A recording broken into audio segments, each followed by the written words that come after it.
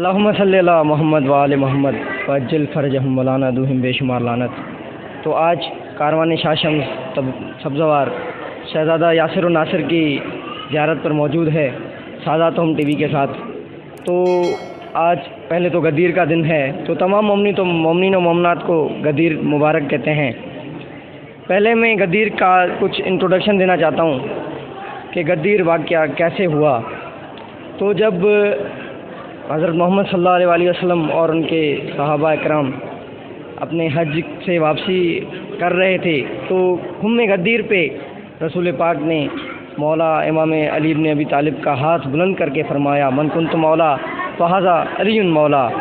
जहाँ पर एक आयत भी नाजिल हुई, या अय्युहर रसूल बल्लिग मा उन्ज़िला इलैका, यार मेरे नबी ए मेरे रसूल वो नाजिल करो जो तुम्हें अल्लाह की तरफ से भेजा गया है, वो तुम लोगों को बताओ। तो रसूल पाक ने फरमाया, मन कुंतु मौला फ़हाज़ा अलीयुन मौला।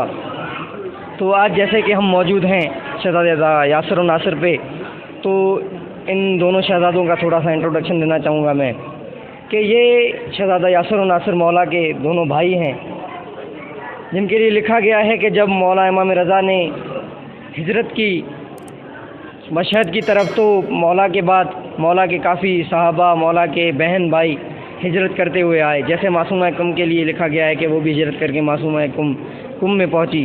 तो जब मौला के काफ़िले को ये पता चला कि मौला को जहर दिया गया है, तो मौला के ये दोनों भाई दोनों ने इधर क़याम किया और ये सोचा कि हम सैयद हैं, आले रसूल हैं, जैसे हमारे भाई को जहर दिया गया है, ऐसा ना हो कि ये कौम हमें भी शहीद कर दे। तो वो यहाँ पे उन्होंने क़याम किया और यहाँ छुप गए।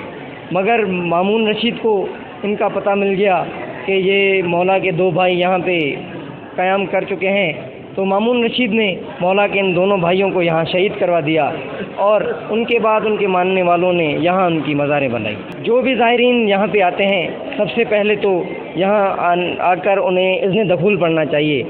इज़्न दखूल असल में ऐसा है कि जैसे आप किसी के घर जाते हैं, तो घर जाने से पहले उनका दरवाज़ा खटखटाना पड़ता है।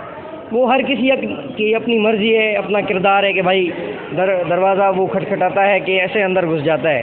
अगर दरवाज़ा खटखटाएगा तो जो घर का मालिक होगा उसको बहुत अच्छा लगेगा कि भाई उसने आने से पहले हमसे इजाज़त ले ली।